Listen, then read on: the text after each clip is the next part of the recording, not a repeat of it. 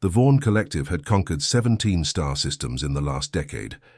Like a plague of metal and energy, they moved from world to world.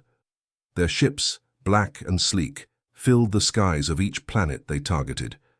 The Vaughn themselves were tall beings with pale skin that seemed to glow from within. They had no mouths, only large eyes that shifted colors as they communicated through their hive mind. No one survived the Vaughn unchanged. Those who weren't killed were connected to the hive mind, their thoughts no longer their own.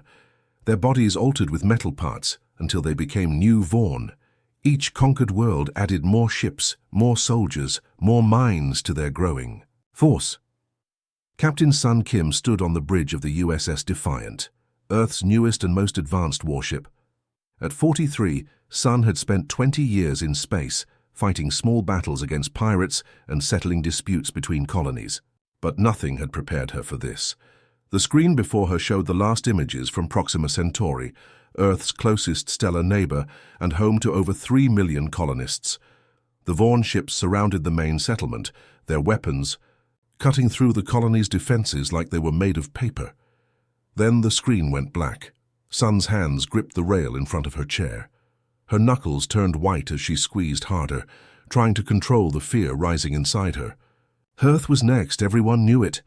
"Captain," Lieutenant Han Park's voice broke the silence on the bridge. He was young, only 28, with serious eyes that rarely showed emotion. Today, though, Sun could see the fear in them. "Admiral Lee has authorized deployment of the prototype." The bridge crew all turned to look at Sun. They knew what this meant. The prototype was an experimental weapons system designed by Earth's top scientists. It had never been tested in real combat. It might not work at all. "Understood." Sun nodded grimly. She pressed a button on her chair. Dr. Kang to the bridge. Dr. Min Kang was the lead scientist assigned to the Defiant. Small and always moving, he had spent the last 3 years working on the prototype. He arrived on the bridge within minutes, his hands full of data tablets. "You've heard about Proxima?" Sun asked him. "Yes," Min nodded, his eyes darting around the bridge. "The prototype is ready as it can be without actual testing." Sun turned to the ship's pilot, Ensign Jun Choi. "How long to reach Tau Ceti at maximum speed?" Jun's fingers danced across his control panel. 4 days, 7 hours, Captain." Sun looked around the bridge at her crew. Besides Han and Jun, there was Communications Officer Dai Song, a quiet woman whose ears seemed able to pick up the faintest signals. Weapons Officer Bin Yu sat at his station, his large frame seeming too big for his chair, and Security Chief Hana Ryu stood by the door, her face a mask of control despite the news. "The Vaughn will likely reach Tau Ceti in 5 days, Sun said. "We need to get there first. Warn the colony and prepare to test the prototype." "Captain," Han said, his voice low, "Tau Ceti has over 500,000 people. If the prototype fails, Earth is next," Sun finished. "For him. And there are 10 billion people on Earth." The weight of those numbers hung in the air. No one spoke for several seconds. "We should tell the crew," Hana suggested. "They deserve to know." Sun nodded. "I'll address them in 1 hour. Dr. Kang, I need a simple explanation of the prototype. That won't cause panic, but will help everyone understand what we're trying to do." Min nodded, though he looked uncertain. The prototype, officially called the Quantum Resonance Disruptor, was designed to interfere with the Vaughn hive mind. In theory, it would break their connection, leaving individual Vaughn confused and unable to coordinate their attacks. But the science behind it was so complex that even Min struggled to explain it sometimes. As the others left to prepare for departure, Sun remained on the bridge. She pulled up the files on the Vaughn, reading again about their first appearance. 10 years ago. No one knew where they came from originally. They just appeared at the edge of human space and began conquering worlds. The images from those worlds showed the same pattern each time. The Vaughn ships would surround a planet. They would destroy military targets first, then begin landing troops. Those troops would capture humans and take them to their ships. Days later, those same humans would return, changed, with metal parts, attached to their bodies and their eyes glowing with the same light as the Vaughn. Sun closed the files. She couldn't bear to look at those images again. Instead, she opened a channel to Earth Command. Admiral Lee, this is Captain Kim. The Defiant is preparing to depart for Tau Ceti. We'll reach the system before the Vorn and prepare to deploy the prototype. Admiral Lee's face appeared on the screen. She looked tired, her eyes surrounded by dark circles. Good luck, Captain. Everything depends on this mission now. Sun ended the call and stood up. She walked to the large window at the front of the bridge and looked out at Earth below. Blue oceans, white clouds, green and brown land. Masses. Home. 10 billion people who didn't know how close they were to becoming part of the Vorn Collective. Set course for the Tau Ceti system, she ordered as her crew returned to their stations. Maximum speed. The Defiant's engines roared to life.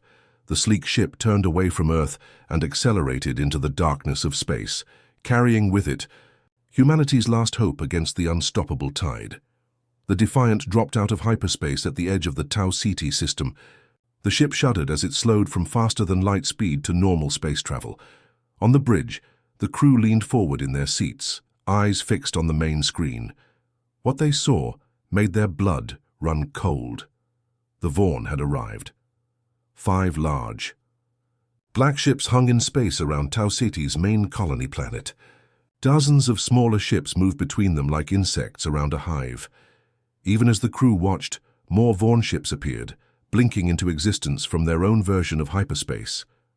"We're too late," whispered Ensign June, his hands tight on the ship's controls. Captain Sun stood from her chair, her face hard as stone. "No, they've just started. We still have time." Tactical Officer Jin Yoon studied his screen, fingers moving quickly over the controls. "They're using standard engulfment patterns," he observed. "Just like the reports from Proxima. They'll surround the main colonies first, then work their way to the outer settlements." Sun nodded. "That gives us an opening. Can we reach the research outpost on the outer moon before they do?" Jin checked his readings. "Yes, but we'll need to stay behind the planet's shadow to avoid detection. Their sensors are better than ours." "Do it," Sun ordered. The Defiant moved silently through space, using the large gas giant planet as cover. From the safety of the planet's shadow, they watched as the Vorn ships began their attack on the main colony.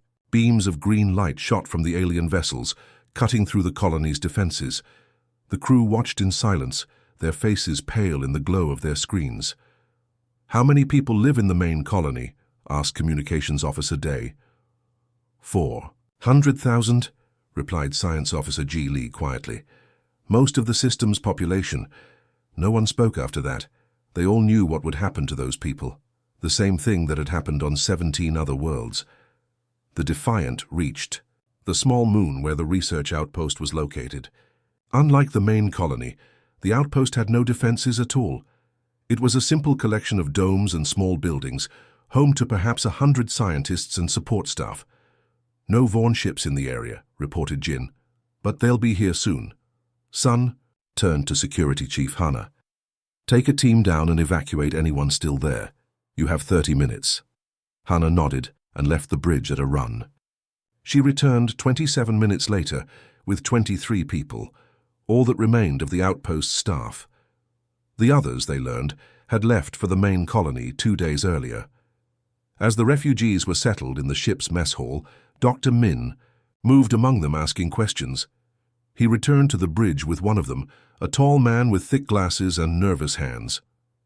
"Captain, this is Dr. Tae Na," Min said. "He's been studying the Vorn technology for the past year." Sun looked at the man with new interest. "Dr. Na, what can you tell us about the Vorn that might help us?" Tae seemed surprised by the direct question. "Help you do what?"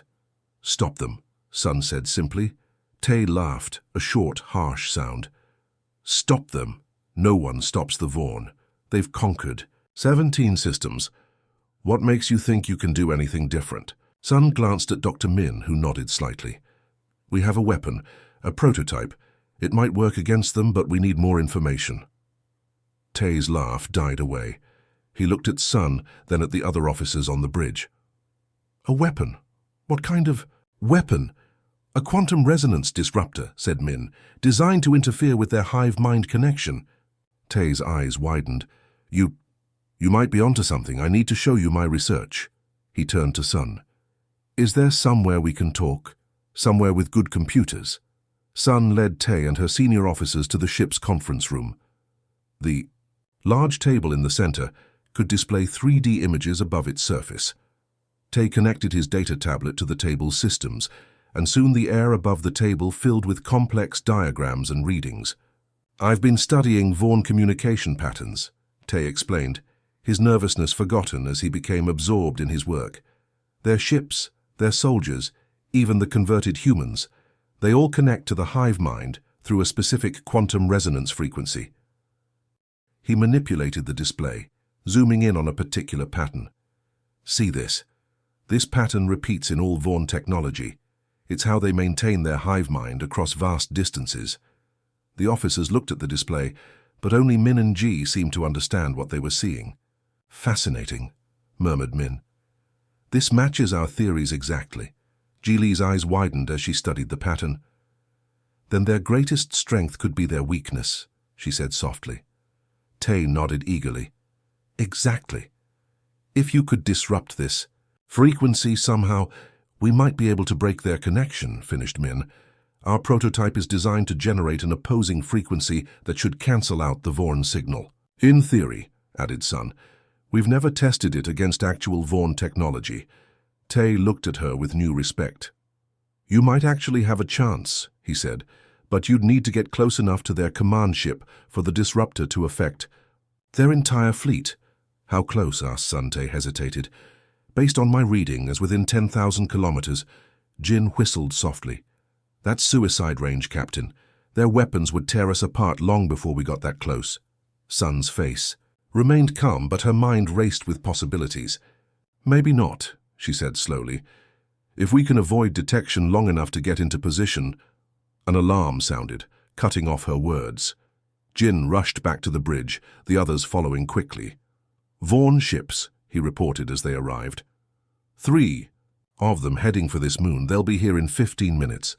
Sun looked at her crew, then at Dr. Tay. "It seems we'll get to test our theories sooner than we expected," she said. "Battle stations, everyone. It's time for first contact and first blood." The Defiant raced away from the moon, its engines pushed to maximum power. In the bridge, the crew worked quickly, their fingers flying over control panels. "Stealth systems at full power," reported Lieutenant Han. "No sign the Vaughn have spotted us yet." Captain Sun nodded. Her plan was simple but dangerous. They would slip away from the moon while the Vaughn ships were still approaching it.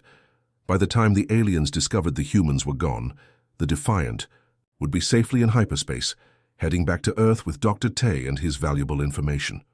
2 minutes until we're clear to jump to hyperspace," said Ensign June from the pilot's seat. The mood on the bridge was tense but hopeful. They had rescued survivors. They had gained important knowledge about the Vaughn. If they could get back to Earth, there might still be a chance to develop an effective weapon against the invaders. Then everything went wrong. A red light began flashing. On Han's panel. He tapped it quickly, his face growing pale. "Captain," he said, his voice tight, "stealth systems are failing." The words had barely left his mouth when more alarms began to sound across the bridge. "What's happening?" demanded Sun. Dr. Min rushed to a control panel, studying the readings. "Some kind of energy wave from the lead Vaughn ship," he explained. "It's disrupting our systems." On the main screen, they watched in horror as the Vaughn ships changed course. Like a swarm of angry insects, they turned as one and headed straight for the Defiant. "They've seen us," Jin said unnecessarily. His fingers moved across his tactical display. "I count 37 ships in pursuit. Captain, we can't fight that many."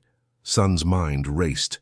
The Defiant was the most advanced ship in Earth's fleet, but it was still just one vessel. Against 37 Vaughn ships, they didn't stand a chance in direct combat. "Distance to hyperspace jump point?" she asked June. 1 minute, 15 seconds, he replied, his young face tight with tension. Sun made her decision. "Divert all power to engines and shields. Ignore the stealth systems. They already know we're here." The ship surged forward, pushing everyone back in their seats. On the screen, they could see the Vaughn ships accelerating too, trying to catch them before they could escape. 30 seconds to jump point, called June. "They're gaining on us," reported Jin. His voice dropped. "Captain, they've locked weapons on us." Sun gripped the arms of her chair. Hold course. 15 seconds to jump point. The lead Vaughn ship is firing. Evasive action, Sun ordered. June yanked the controls, and the Defiant swerved sharply. A beam of green energy shot past them, missing by meters. 5 seconds. Another beam fired and another. June twisted the ship through space, avoiding them by increasingly narrow margins. Jump point reached, he shouted. They've locked onto us, reported Jin. All 37 ships. Sun knew they wouldn't survive a concentrated attack. Initiate the quantum displacement drive, she ordered. The experimental engine hummed to life. Unlike traditional hyperspace drives, which moved ships through an alternate dimension, the quantum displacement drive moved the ship through small jumps in space-time. No one could predict where the ship would appear after each jump. Not even the Defiant's own crew. The bridge lights flickered as the drive engaged. The stars on the screen blurred, then snapped back into focus as the ship appeared in a new location, thousands of kilometers from where it had been. Jump successful, reported June. I'm not sure where we are. Jin checked his sensors.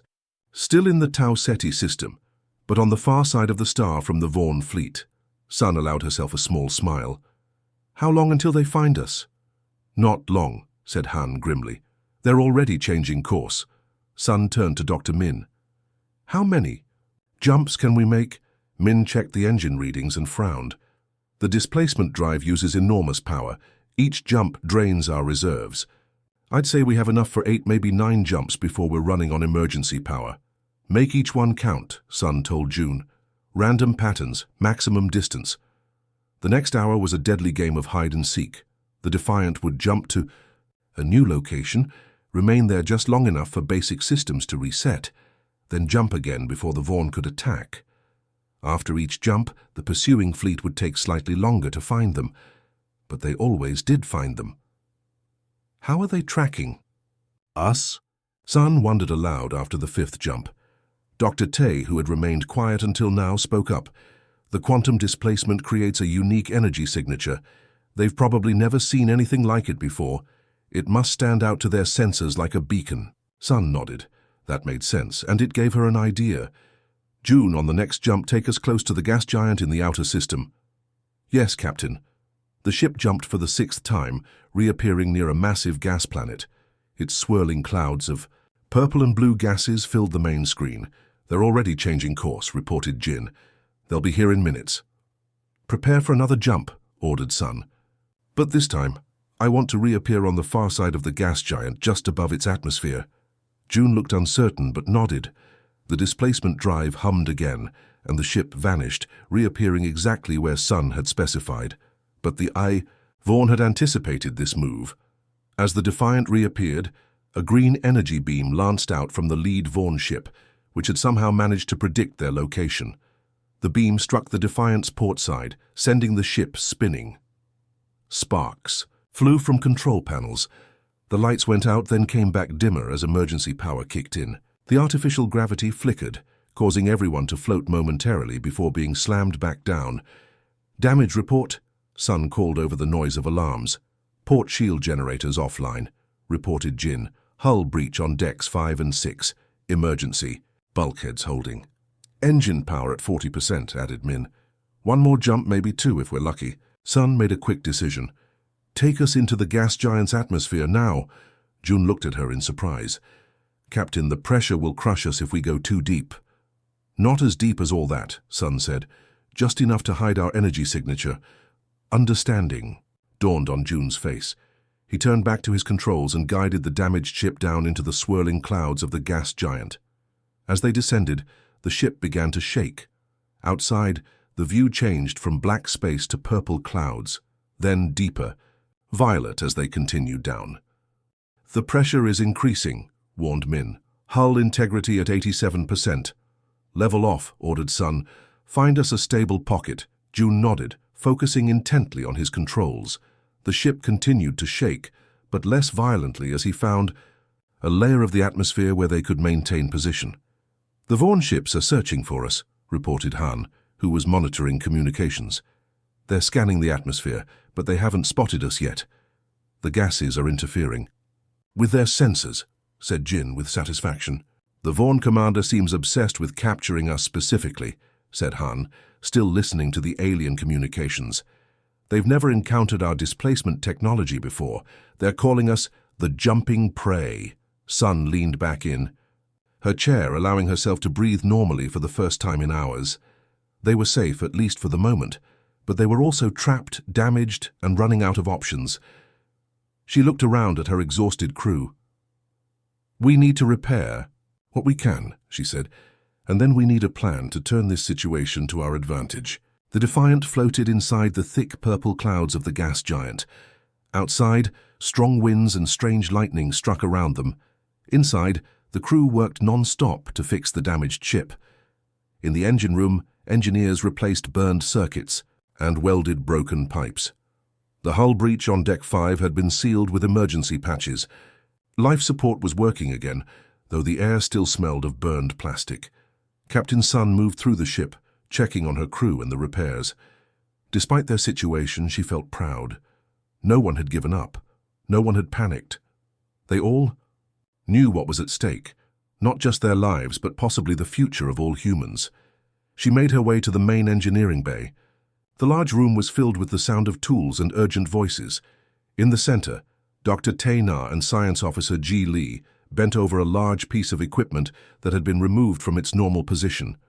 "How is it going?" Sun asked. Ji looked up, her face streaked with grease. "We're almost done, Captain. Dr. Na's knowledge of Vaughn technology has been invaluable." Tay nodded, but didn't look up from his work. His fingers moved quickly, connecting delicate wires inside the open panel. "What exactly are you doing?" Sun asked. "We're modifying the main deflector array," explained Ji. "Normally it's used to push space debris away from the ship during flight, but we've reconfigured it to emit a specific frequency. We're calling it cold resonance," Ji continued. "It should disrupt their hive-mind connection, essentially freezing their coordination." Tay finally looked up. "The Vaughn's greatest strength is their perfect coordination through the hive mind. Every ship, every soldier acts as part of a single organism. But that's also their greatest weakness. Break the connection, and they can't function," finished Sun. "That's the theory," said Tay, "but it's never been tested, and we'll need to get close to their command ship for maximum effect." Sun nodded slowly. "How close?" "Ideally, within 10,000 kilometers," said Ji. "The effect will spread from ship to ship through their own communication network." Sun walked to a nearby screen that showed the modified deflector's design. She wasn't an engineer, but she had learned enough over the years to understand the basics.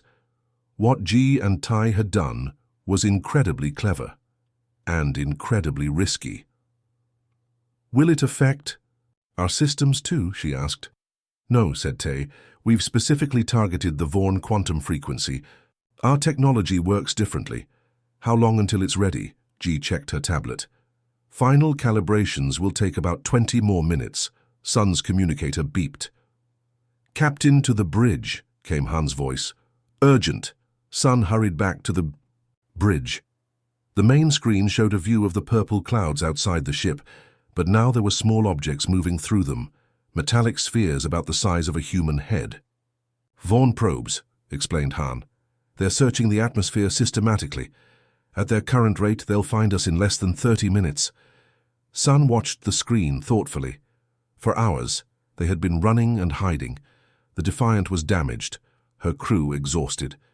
They couldn't keep playing this game forever. "What's the status of the Vaughn fleet?" she asked. Jin checked his tactical display.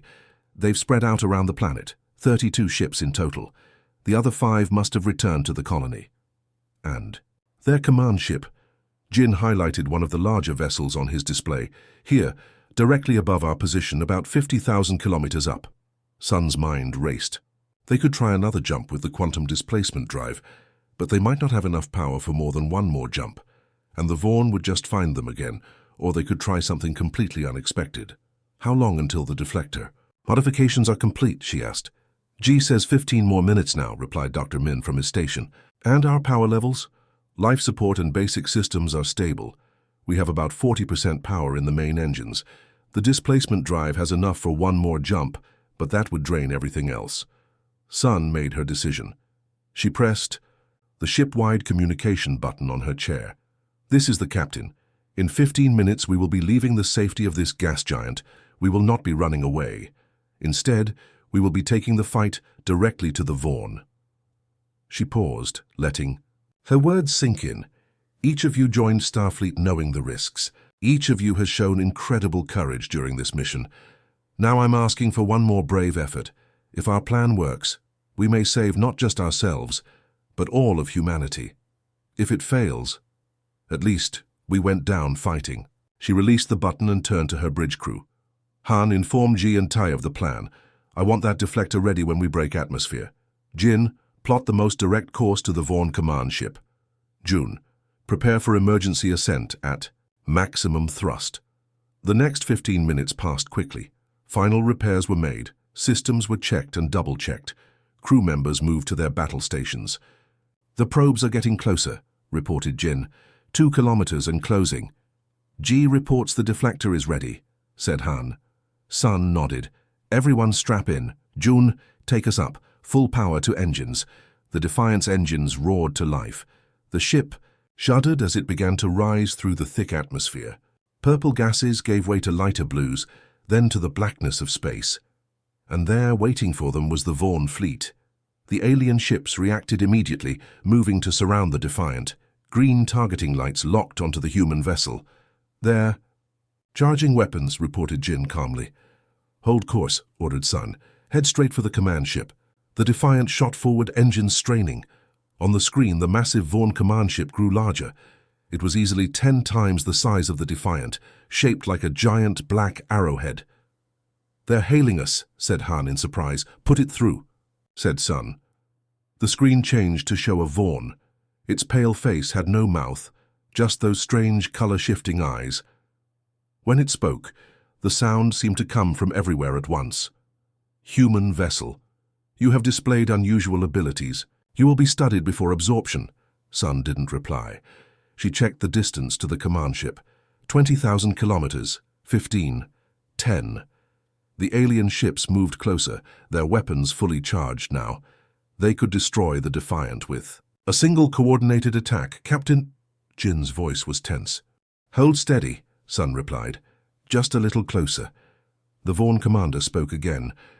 Resistance is futile. Your technology will become ours. Your crew will join the collective. The distance dropped below 10,000 kilometers. Sun stood from her chair, her eyes fixed on the screen. We're not running anymore, she said, though the Vaughn couldn't hear her. All power to the modified deflector array. The Defiant burst forward in a final surge of speed, directly into the heart of the waiting Vaughn armada. The alien ships immediately surrounded them, weapons glowing green with energy. Now, ordered Sun Ji, activated the cold resonance device. The Defiant shook as blue-white energy pulsed from its deflector array. The energy wave spread outward, washing over the Vaughn ships one by one. For a moment, nothing happened. Then the green glow of the Vaughn weapons flickered and died. The perfect formation of alien ships began to break apart. Some drifted aimlessly, others spun in circles. A few crashed into each other, their pilots suddenly unable to control them properly. On the Defiant's bridge, the crew watched in amazement. It's working, whispered Jin. Their coordination is breaking down. The main screen showed the Vaughn command ship. Its lights flickered as the cold resonance disrupted the hive-mind connections. Smaller ships that had been attached to it broke away, floating free. Are you receiving anything from them? Sun asked Han. He listened to his earpiece. Just confusion. Random signals. It's like they don't know how to communicate as individuals. For 10 years, the Vaughn had conquered world after world. For 10 years they had seemed unstoppable, and now they drifted helpless in space, defeated by one human ship. Keep the resonance active, ordered Sun. June, get us out of here, take us home. The Defiant turned and moved away from the disabled Vaughn fleet. As they left the Tau Ceti system, they sent messages to Earth with news of their success. The journey back took 3 days. The crew spent that time repairing what damage they could and preparing their reports. Dr. Tay worked with Ji and Min to improve the cold resonance device based on what they had learned during the battle. When they reached Earth, thousands of people were waiting. The news of their victory had traveled faster than their ship. As the Defiant docked at the space station, crowds cheered and waved flags. For the first time in years, humanity felt hope. Admiral Lee met them at the docking bay. Her usually stern face broke into a smile when she saw Captain Sun. "Congratulations, Captain," she said, shaking Sun's hand. "You and your crew have accomplished the impossible." "Not impossible," corrected Sun. "Just very, very difficult." They were taken directly to the United Earth Defense Council. The large meeting room was filled with military leaders and government officials from all Earth nations. They fell silent as Sun and her senior crew entered. Sun stood at the front of the room, her back straight despite her exhaustion. The past week had aged her, adding new lines to her face and silver strands to her black hair. But her eyes remained clear and determined as she addressed the council. "The Vaughn Collective is not invincible," she began. "Their greatest strength, their hive mind, is also their greatest weakness. Thanks to Dr. Taynar's research and the brilliant work of my crew, we were able to disrupt their connection using a technology we call cold resonance." She activated a display showing the design of the modified deflector. "This technology can be adapted to defend all our colonies," she explained. "Every ship in our fleet can be equipped with it. Every colony can have ground-based resonators." A council member raised her hand. "What about the worlds the Vaughn have already conquered? Can they be freed?" Sun nodded. "We've already received transmissions from 3 worlds previously conquered by the Vaughn." When their hive mind connection was broken, many of the converted humans began to regain their individuality. "Resistance movements are rising up across Vaughn territory." "And the Vaughn themselves?" asked another council member. Admiral Lee stepped forward. "The Vaughn have requested peace talks," she said, her voice carrying across the quiet room. "After a decade of conquest, one human ship stopped them cold." Murmurs of amazement filled the room. The council members looked at each other in disbelief. The Vaughn, who had never shown any interest in diplomacy before, were asking for peace. "We don't know if their request is genuine," cautioned Sun. "Without their hive mind, they may be experiencing fear for the first time, or they may be stalling while they try to adapt their technology. Either way, we should prepare for all possibilities." The council agreed. They voted to mass-produce the cold resonance technology immediately. They also formed a diplomatic team to meet with the Vaughn representatives. 2 weeks later, Sun stood in the Defiant's ready room, looking out at Earth below. The ship had been repaired and upgraded. Its hull now gleamed with fresh paint. The cold resonance device had been permanently installed, refined and improved by Earth's top scientists. Her door chimed. "Enter," she called. Han, Jin-Ji and Dr. Tay walked in. They looked rested and ready. Tay had accepted a position as the ship's science specialist, his knowledge of Vaughn technology too valuable to lose. "The crew is ready, Captain," said Han. "We await your orders." Sun turned from the window. "Our orders are to escort the diplomatic team to the neutral meeting ground. The Vaughn representatives will meet us there." "Do you think there's really a chance for peace?" asked Ji. Sun considered the question. "I don't know, but for the first time we're meeting them as equals, not as prey." They returned to the bridge together. The rest of the crew stood at attention as Sun took her seat. "Course laid in for the Procyon system," reported June. "The diplomatic team is aboard and settled," added Day. Sun looked around at her crew. Han, Jin-Ji and the brilliant Dr. Tay. Together they had accomplished what 17 worlds could not. They had changed the course of history. "Engage," she ordered.